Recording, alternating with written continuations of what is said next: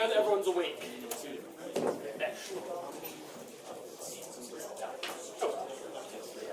Okay, so this is the second in the subject session from me, carrying on somewhat from the last one, but we'll start it all over again because otherwise it's not really a standalone lecture.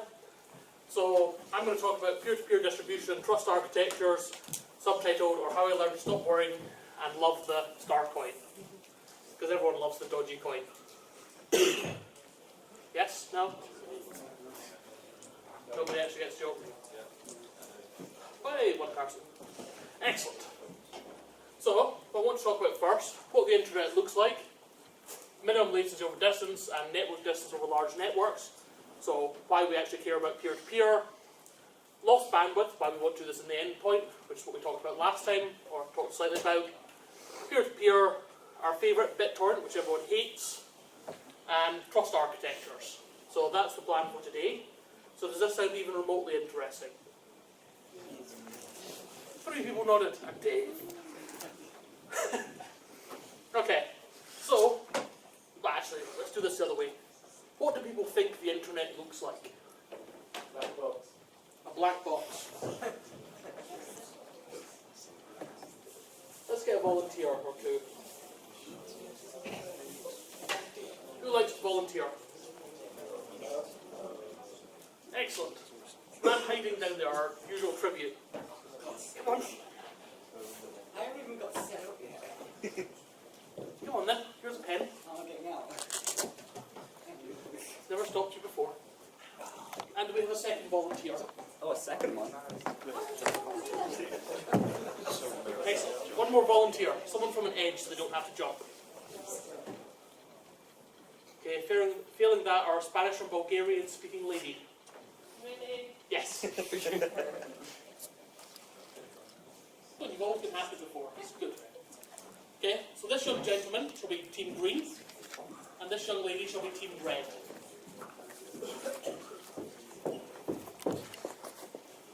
There.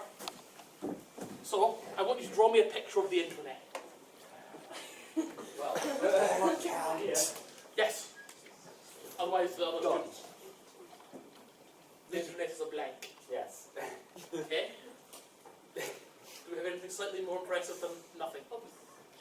I don't know, lines? Connected lines? Connected lines. I don't know.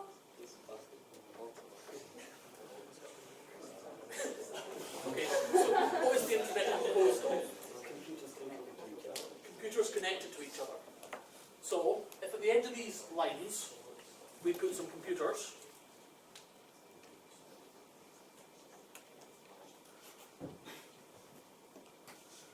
and in the middle of these computers, what do we have?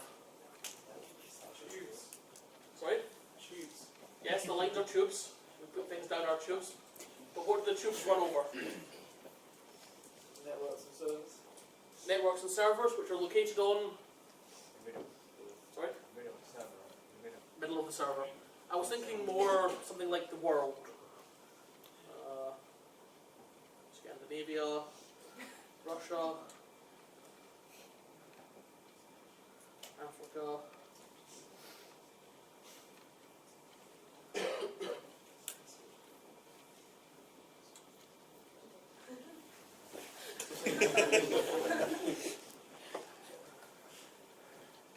So, we have a whole bunch of computers distributed somewhere across the world, all of which are connected by a series of tubes.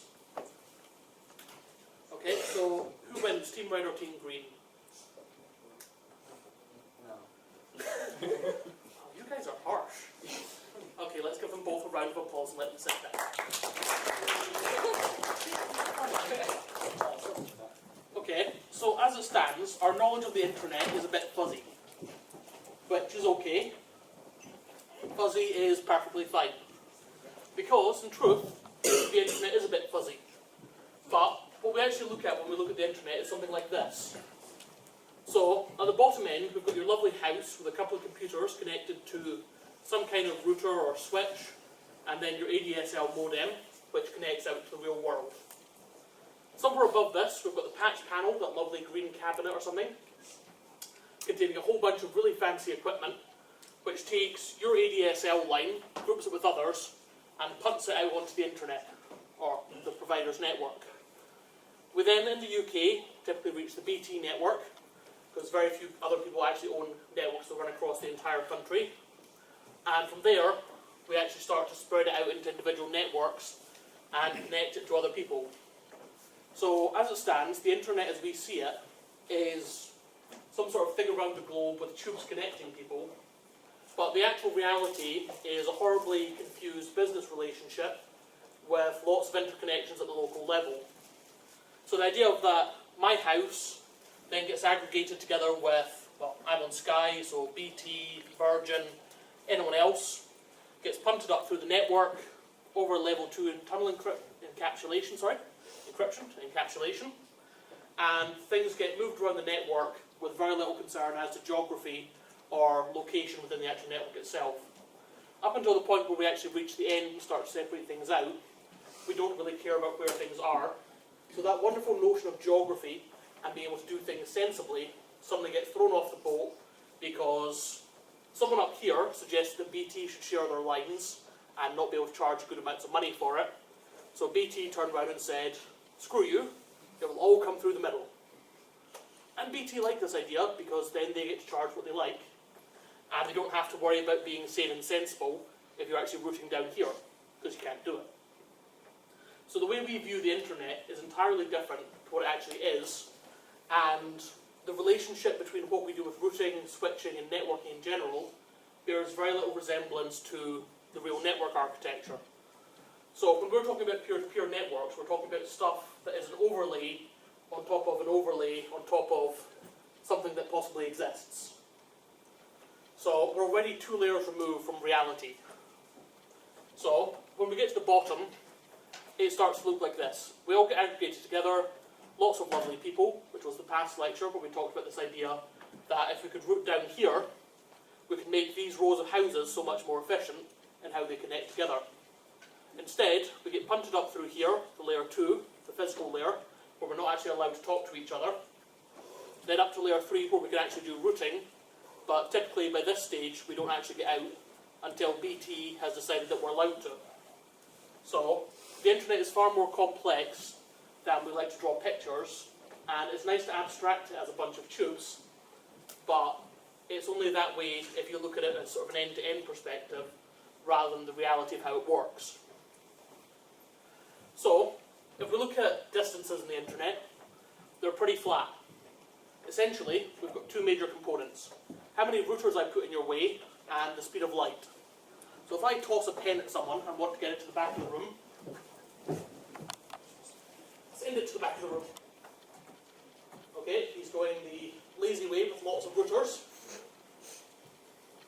So if we put lots of routers in the way, there's a delay as each person sits there and thinks, how do I get this to the back of the room? If we did it another way, and we find someone slightly less lazy, so hopefully that person's packet loss. Okay, so now, if he runs up to the back of the room, we remove all of that processing time between each person, and our fundamental limit is only the speed of light, or in this case, his ability to move to the back of the room and pass the pen to someone. Yeah, give the pen to someone. Okay, so the pens come back. Once again, the person at the back runs down, and we've got a whole bunch of routing delays here. Run! Come speed of light. It's okay. See? So the more routers we stick in the way, the less efficient our routing is because we have all these additional delays.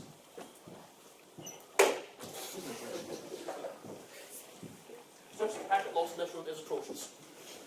So, largely what we're talking about is the closer we can get things, the better it is. Because our only 2 real restrictions are how far away we are, so our limit of the speed of light, and how many routers we have to shove in the way to make things work. So if we consider we're going to have at least 1 router per 1,000 miles, you know, something like the United States, to cross it, you're going to have at least 3 routers shoved in your way, and probably a lot more as they build their own architectures in the way. So this whole mess here costs lots of time to get through. Actually just throwing the pen up to the back of the room is much faster. So, unavoidable, bits in the middle, avoidable, storage latency and forwarding model. So, Do we actually store things in the middle? Ideally not. If it's a packet we want to pass through, there's no reason to store it. Most of the data is transient, so nothing should get stored in the middle, or at least that's how we work normally. And the forwarding model of, do we actually care if we receive the whole packet? Do we care? Some yeses, some no's. Again, this is where things like IPv6 and all that start to change.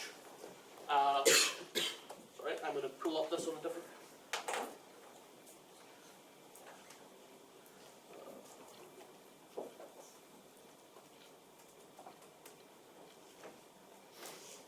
So hopefully someone has mentioned to you the ISO-AUSI model. International Standards Organization, OSI model. So the physical layer is our copper. We already know data is going to get here. Data link ensures that data, if it arrives, will arrive correctly.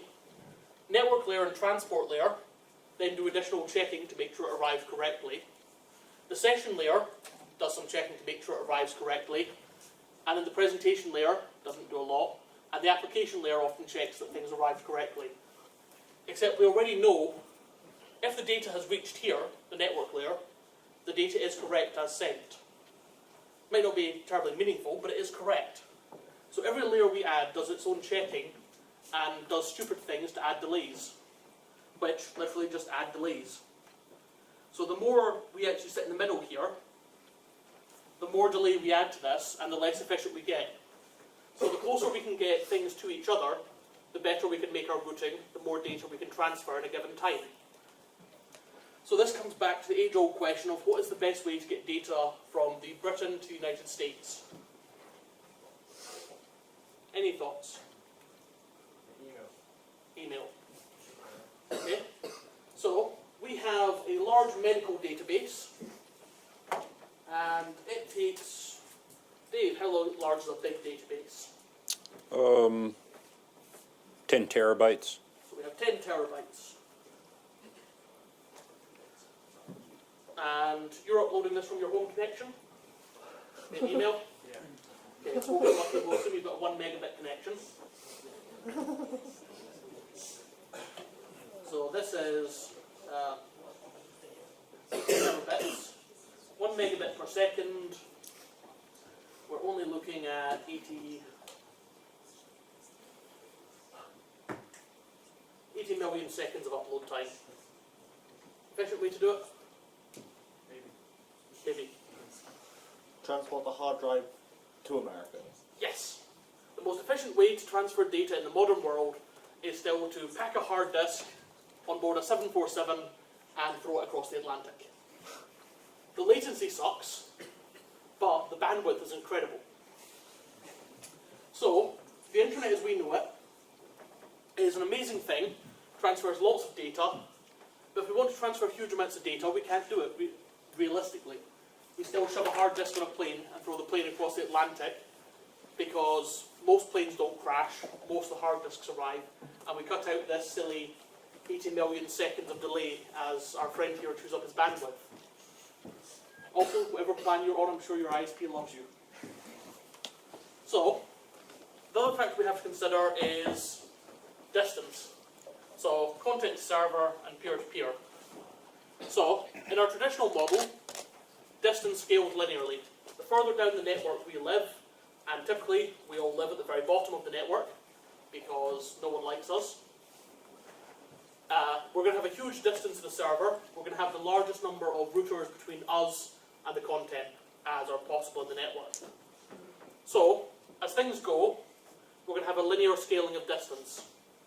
When we're doing peer-to-peer networking, in contrast, we see this growth coming off like this.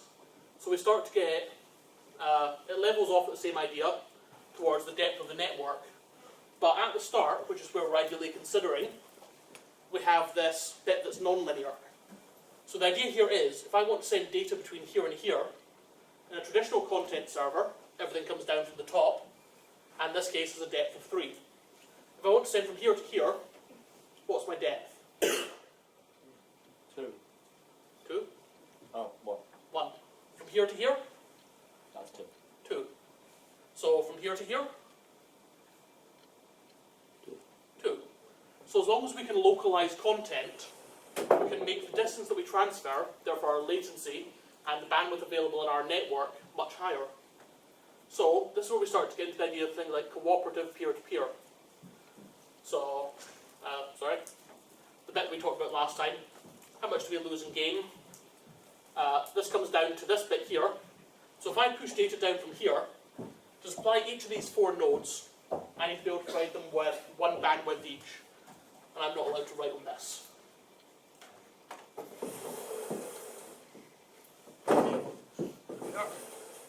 So if I want to provide this down to here and give these guys 1 each, this means I need 2, 4, and something like this, if I actually want to provide them with bandwidth. If I can transfer internally, so assume these links are all actually the same size, which they probably are, due to the statistical aggregation we talked about in the last lecture, then this is 1 out of 4, this is 2 out of 4,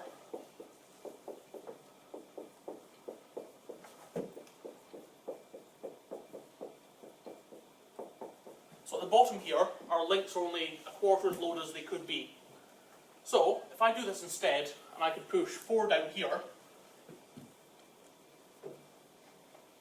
so this guy gets 4 out of 4 down, and then he redistributes to here, and this guy can clone this, and we can get our 4 out of 4 here as well, then we can start to utilize the network much more efficiently, and we can get data far more interestingly down the network, which is what the aggregation layers look like, which comes back to, I should put a second one of these in, BT being a pain in the ass. And the reason BT are a pain in the ass is because it's very hard to say to someone, I'm going to give you this pen, and you're going to make 2 copies of it and pass it to a friend, and I want them both to pay full price. So how many of you have actually downloaded something illegally?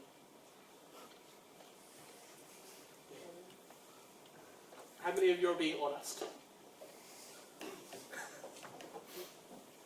Pretty much the same group of people. Okay, so content as it approaches a cost of 0 typically. If you look at the MPA and similar, they will give you numbers that say everyone who would have downloaded something would have bought it, and therefore we've lost billions. In truth, pirates typically download more, and they also buy more. They typically use it as a way to look and see if something was worthwhile purchasing in the first place, rather than, this is horrible, I'm not going to spend money on you because I hate you. Pirates are the industry's best friend, which is ironic because they hate pirates. So, we get huge amounts of bandwidth if we can use the last layers effectively, and we can be cooperative in how we pull things down, which means we can make a store and forward model much more interesting, so we can possibly add a bit of latency, but we can make things more useful. So this is where we start to think about things like games. So how many of you own Steam? Scary number. More than have downloaded things illegally. Okay. So most Steam games have options to be downloaded via peer-to-peer. They get cached via local people, they get cached by your ISP, because lots of people are going to download it. Anyone play Warcraft? Yeah, half the room. Okay. Again, Warcraft downloads get cached by your ISP and similar, because they've worked out that downloading a 5 gig patch to every single person is really stupid and inefficient. Downloading it once to the ISP, and then throwing it out across that, multiplying, makes things much more efficient and costs them less money. Because the major cost for an ISP is this link here.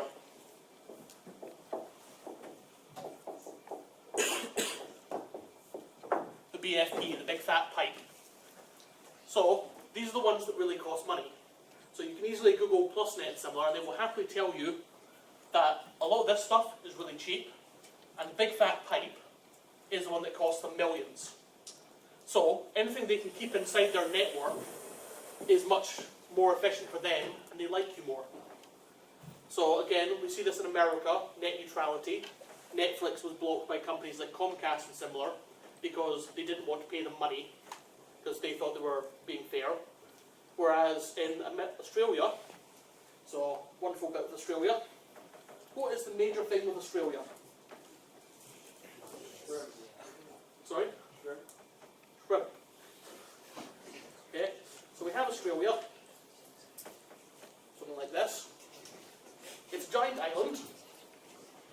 has effectively 3 big fat pipes coming in, and most of its populace is contained in this region here. So anything that Australians send outside Australia costs them a lot of money because it uses their big fat pipes, which are expensive. Because, well, A, laying cables across the Atlantic is expensive, and B, every time a ship accidentally drops an anchor on one, we've got to redo it, and that's expensive. And ships don't like paying when they drop anchors on things.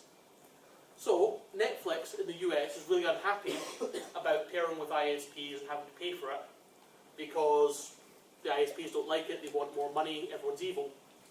In Australia, Netflix is really happy because it means they don't have to use big fat pipe, which means they pay less to the international transit people. So most of this comes down to money. As with most things in life, money is what drives everyone. So, how much can we actually get, and does peer-to-peer help? Aggregation loss bandwidth, so we talked about this last time, is this stuff at the bottom that we can use, which again, Netflix would love to use because it makes their system more efficient and useful. So, the best idea we can come up with probably is something like cooperative BitTorrent. So if we could actually route these layers of the internet, if we could use this, then we can start to be friends. So, how many of you are currently sitting in friend groups? Do you actually like people sitting next to you? Okay, how many of the people sitting next to you have you accidentally given a copy of a movie to, or loaned a book to, or, you know, loaned them your bike or tenner, or, you know, given them a Mars bar for free? Yeah? So within your friend groups, you've shared a lot of things. How many of you have done the same for people next to you? A lot fewer. So naturally, your instinct is cooperate with those people close to you, which we're not allowed to do because the distance is involved in the traditional model. So, if we can actually exploit this, we can build hierarchical structures, pass the content in once through all the barriers, and then redistribute it nice and locally, cheaply, to all of our friends. So the idea then becomes that peer-to-peer becomes much more efficient as a system, and becomes actually useful, because people like to share, and generally you're willing to give to people that like you. So if someone loans you a tenner, you're more likely to loan them a fiver back. Yes? No? Okay, we have a bunch of skinflints. It's like I'm back in Scotland. You have given me a tenner. In response, I will require £20 more as a deposit on that fiver. So, the more aggregation layers we get, the more efficient we can make this process, because the big fat pipe up here has to be the same size as these layers. And every time we cross one of these, we lose that benefit. So if I do my boardy comes up here again.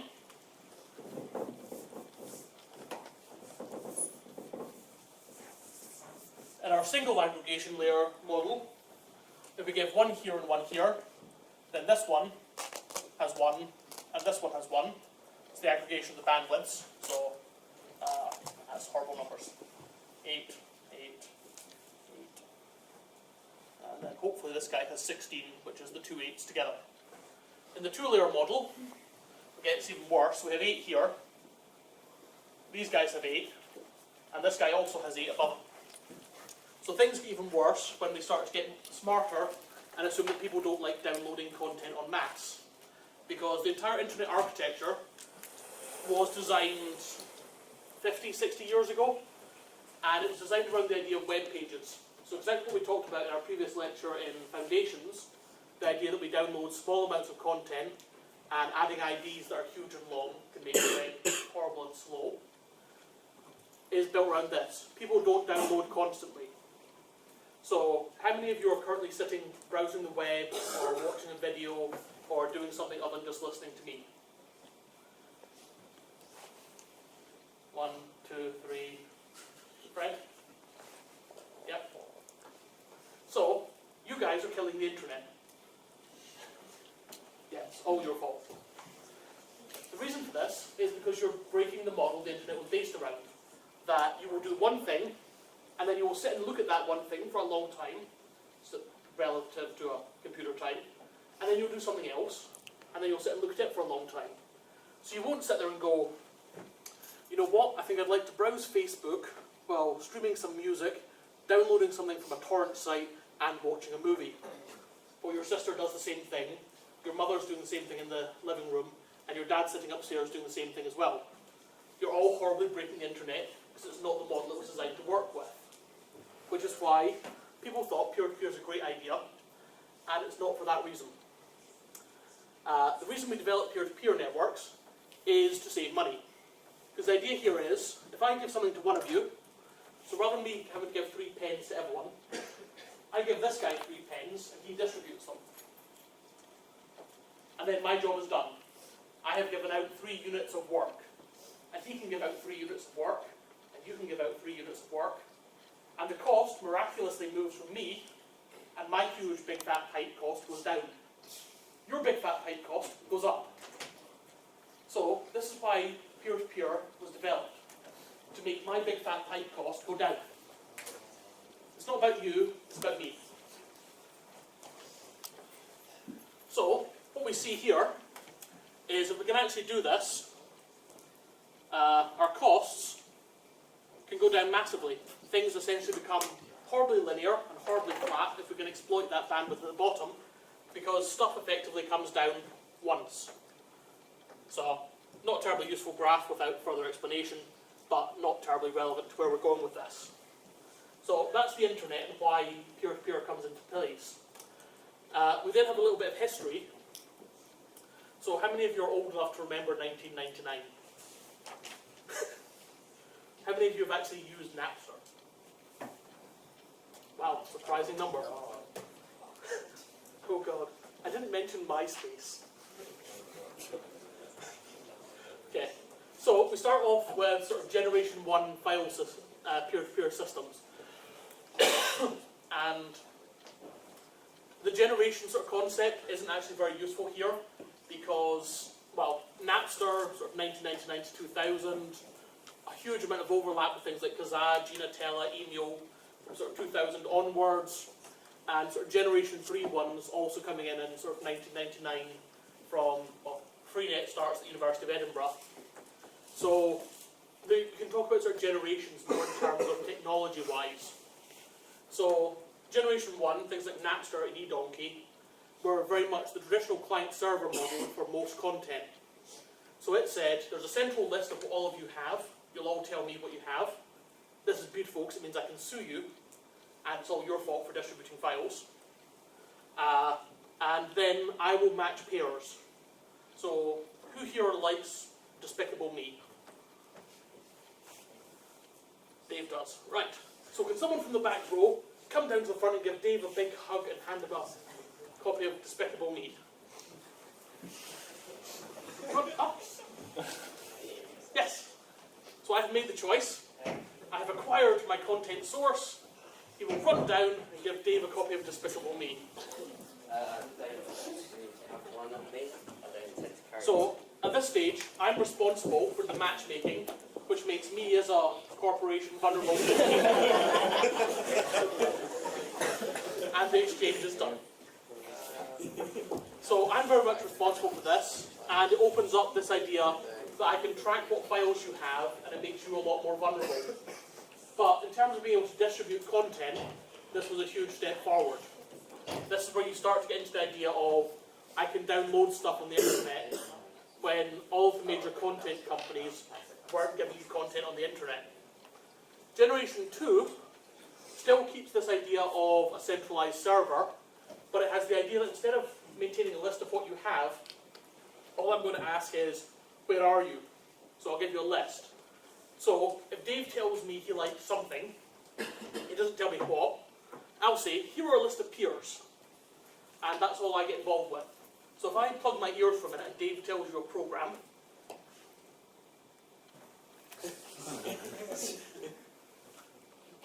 okay, the penguins of Madagascar, then all of a sudden he can start to query you guys and find out who has what. So he can ask each of you individually, have you seen this file, or do you have it? And you can say, yes, I can get you that file, and you can pass it to him. So who has the penguins of Madagascar? no one's volunteering to hug Dave. I feel really cruel now. So, this moves on. Oh. And things start to get a bit more secure and a bit more useful. But things are still quite vulnerable in terms of where we go with this. Which is where sort of Generation 3 type style ones go, which is things like Freenet, which was developed at the University of Edinburgh as a master's project, which is the concept of, I don't know what files there are, I don't know who has them, and I don't store my files anymore. So instead of me having my files stored on my computer and giving them to you when you want them, I upload a file into the network. So in this case I have 3 files, so I'm going to distribute a file. So excellent. There we are. 3 out of 3. Okay, so now to retrieve this file, you acquire a list of nodes, and you don't really know who you are, because they're all anonymized, and you say, have you seen this file? And give it a hash. And you say you're looking for this file in 3 pieces. They might not be the right 3 pieces, but now, you 3 guys happily respond and give Dave the data. Here you go.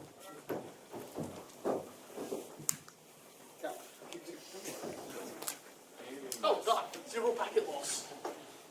So, in this way, we've moved to an anonymized system, and I no longer host my data, and I no longer host all of it myself. So it makes me a lot safer, and it gives me the ability to say, I honestly didn't know what I was serving, because all I'm serving is chunks of data that are anonymized. So this becomes a lot more useful if you want to avoid, police, any kind of people looking at you and going, well, why were you distributing the penguins of Madagascar? And you go, I wasn't. I thought I was distributing the Mona Lisa. You're just giving out random chunks of data, and it's far more useful in terms of avoiding surveillance and making the system less likely to get you sued. Where we get slightly weird is that this sort of system doesn't take off. Instead, we move into the world of BitTorrent. So everyone loves BitTorrent. You've all heard of it? Most of you have used it? Yep. So, the concept with BitTorrent is it's a weird sort of mix of Generation 1 and Generation 2, and comes in around 2001. So it's building on top of these concepts. And the initial way it's built is we've got a centralized server for a torrent file that says who's managing your torrent. So if I want those files from Dave, I know a whole bunch of people might have them, but Dave is the responsible party. He will tell me who has the pieces for me and where to get them.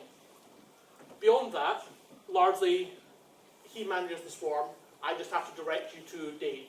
So the torrent file comes in. Later on, realised this was slightly silly, in that it makes Dave responsible for all the infringement, and makes him rather an obvious target. So, fully decentralised management, in the idea of sort of distributed hash tables, moving on to sort of the Freenet concept of, we don't have to know who it is, because everyone just maintains a list of who might be in the swarm, and we pass data backwards and forwards. So we start to get a bit more security in here, and again, we're uploading pieces as we go, similar to Freenet, but not quite in the same randomized style. So we know who has the pieces this time. We try and make it smarter. We try and get the rarest pieces first to make them less rare.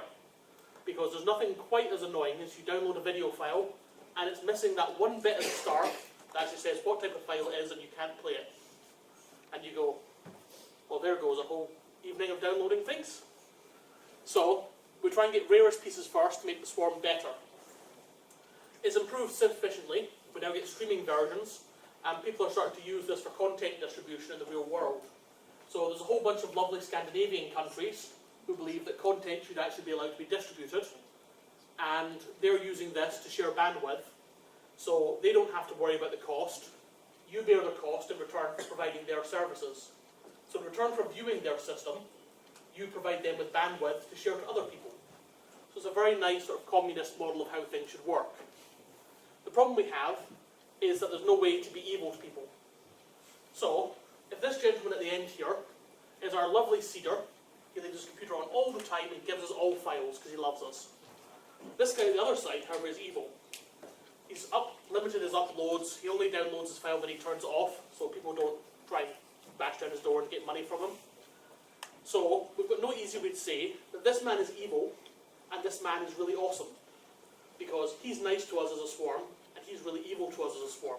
He doesn't help as much. Which is where we get things like private trackers like Demonoid coming in that we try and build a sort of tit-for-tat model into the system. So we've got a private tracker running in the background where we upload our statistics to actually say, this guy has been wonderful, we like him.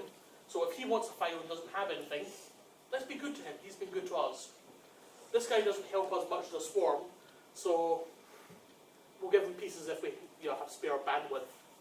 So again, a lot of these peer-to-peer algorithms, where they're trying to head towards is fully decentralized, and then to actually make things smarter, they start to re-centralize the systems. So a lot of what we've seen in terms of peer-to-peer is starting to break the peer-to-peer model as it goes, because we want to build in some level of trust. So lots of games use this. And then on trust, we get into things like onion routing. So again, peer-to-peer, I want to make sure my traffic is safe, and I want to trust the world. Do you trust the world? You should do. Most people are nice. As long as they don't have a 3-letter acronym, they're normally okay. So, onion routing comes with the idea of, I want to pass messages around the internet, and I want them to be safe and secure. So, the same idea that comes from peer-to-peer of how do I trust people, and how do I stop people spying on me, starts with the idea of, well, onion routing, and the classic implementation, the onion router. Yes, computer scientists are very good at naming things. Okay, so basically it's called onion routing because it has layers. Onion routing is like an ogre. So basically what we do is we wrap our message in encryption and we pass it to someone who wraps it in encryption and passes it to someone else, who wraps it in encryption and passes it to someone else, and it goes to an exit node and they pass it on. And then things get decrypted as we go along. But it's not the greatest thing in the world, it's subject to attacks, and we've had lots of wonderful real-world attacks on this system, because every system has a flaw in that there's an endpoint. And the endpoint has to know it's the endpoint, otherwise it can't distribute stuff. So, to improve Tor, we invented garlic routing. See, we're very good at naming things. We went from onion to garlic. And the reason for this is because unlike onions, which have layers, garlic has cloves, which are then wrapped into a bulb. So what garlic routing does is it takes multiple messages together, lots of little bulbs, wraps them into the cloves into a bulb, and then throws them out to try and get rid of some of these attacks on onion routing. But we've then got the two competing things. We want to be as open as possible, get as much throughput as possible, but we want to try and build in some kind of tit-for-tat system, some kind of responsibility. And we've got this idea of privacy through peer-to-peer, in that we want to anonymize things, but in so doing we build in more overhead. We deliberately shove more routers in the way to obscure data. So, things get very confused. And where we're ending up, we've still got a bunch of things running in the background, is we're trying to move towards the idea of authentication and group responsibility with peer-to-peer. So the first sort of step into this was sort of distributed authentication, which was very much the idea of things like open authentication, Facebook authentication, similar other things, which is that I don't have to provide a password to a website to use it. Instead, I say that someone can vouch for me and they'll authenticate me. So I don't say to you, yes, I'm Christopher Windmill, this is my password. I say, that's Dave, you know Dave. Dave will vouch for me. Dave puts his thumb up and says it's okay. So we pass a token to them and say, here's the thing, go talk to Dave. And Dave will go, you sure about this? And everything works out beautifully. So we start to add this third-party authentication and this idea of peer-to-peer authentication, in that if someone is trusted, if someone is nice to the group, then the group is likely to like them. So, in your friendship groups, do you have people that are more trusted than others? This is a question you normally don't want to ask, because everyone goes, yes! Wait, no. We like each other equally. But if you had a choice, you're horribly drunk, and you've got to pick one person from your group to be sober and get you home safely. Is there someone you would pick? Dave. Why would Dave want to be sober? Yeah, so most of you are sitting here thinking there is probably someone you would pick to be your sober person. So, you naturally have this idea of peer trust, of validating relationships. Yes. This is a client-server lecture. I'm talking to you, not a peer-to-peer lecture. You're talking to you. So, this leads into sort of our modern developments, things quite recently, of cryptocurrencies. So the idea here is that we actually want to trust people with something of value. So, how many of you own a wallet? Or some kind of purse? How many of you have money in this item? Okay, how many of you would trust this money to everyone in your peer group? Okay, so trust is a lot harder when it starts to become tangible. It's no longer you're distributing a file that you didn't own in the first place, or stealing something from someone in a large corporation you don't care. It's now something tangible to you. So, the idea we want is cash for the digital world. We want a tangible thing we can buy stuff with, trust, but not have to deal with, you know, icky, evil central banks and things. Because then we end up with services like PayPal who go, oh, you've never sold an Xbox before? Well, you're not getting your money. And PayPal do that a lot. They're very famous for restricting transactions, for limiting funds, and generally the only way to get them to move faster is a huge publicity campaign where you hit them where it hurts, which is in their marketing. So, banks don't care about you, and we want to get around this idea. So, we've got things like Bitcoin, Dogecoin, Litecoin, and lots of other cryptocurrencies. And I believe Belgium or Denmark is actually thinking about introducing a fiat currency in cryptocurrencies. So this idea takes the idea of public-private key encryption, which I believe we've talked about in other lectures, and applies this. So the same thing we did in our distributed peer-to-peer networks to hash things, the same thing we did in our onion routing to make our connection secure, with many large inverted commas. And we trust people by doing math and relying on the fact that math takes computing power and therefore has a real-world cost, so people are less likely to cheat. It's not the best idea to start with, but we'll run with it. So, the idea here is very much of a simple ledger, and that we give people things. So, at this point, I need to steal those pens back, Dave. Right, do we have 3 volunteers? Oh, we have a Dominic. One Dominic. Dominic is Team Green. Do we have another volunteer? You can be Team Black. And who wants to be Team Red? Why does no one like volunteering? You, sir, you over here. Here's your turn. Your name is Beard? Cool. Okay, so these 3 members have decided to take part in our system and become our ledger keepers. No, you can sit down to do this. So what we do is we decide that whoever does the most work to maintain the chain is the one who gets to keep it. So we have some transactions. So can I get 2 volunteers to stand up that don't currently hold bits of acetate? Rise!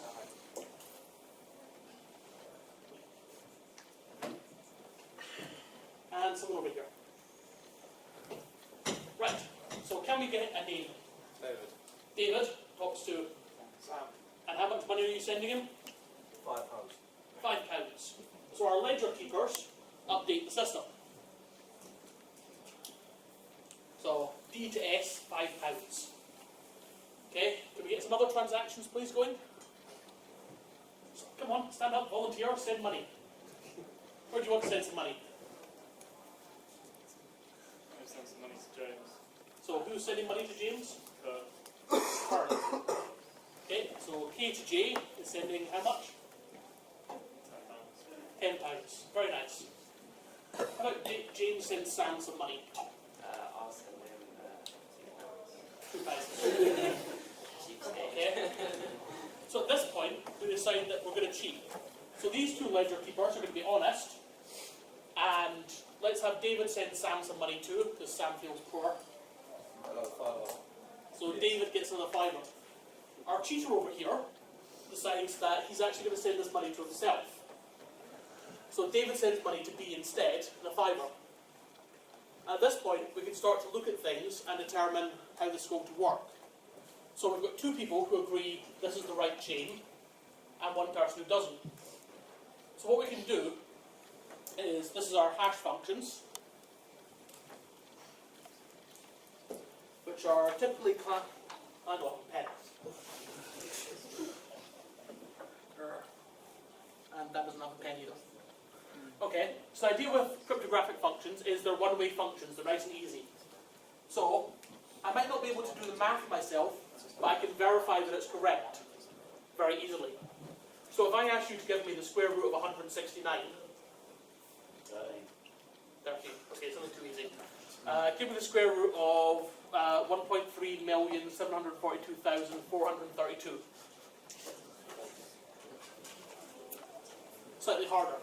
If I tell you the square root of that is actually 75, it's not, but we'll go with it, then you can all easily work out by squaring the two numbers that I was right in the first place. So going backwards is hard, going forwards is easy. So now, if we do the same process, let's do another one. So someone send some money. I should probably get some money back. I feel a bit greedy. I'll send you £1. So Sam sends James £1. Okay, so now we get three competing values. So these two gentlemen should do some maths, and they should get the same results because their chains are the same. So if they get a result of 13, and this gentleman gets a result of 16, then they look at his one and go, no. And they look at everyone else's chain and they go, let's compare. So what numbers do we have? A 13 and a 16. So you're 13, and you, sir? Going where? You're 13, aren't you? What? Yes. Sure. Yeah. So they have cryptographically verified that their chains match, and that this transaction will result in a number of 13. His transaction results in a 15, and we know then that either they're cooperating to cheat, which we're going to assume they're not going to do because it costs them real world power to cheat. So we don't include things like botnets and evil Russian federations that rent out things really cheaply.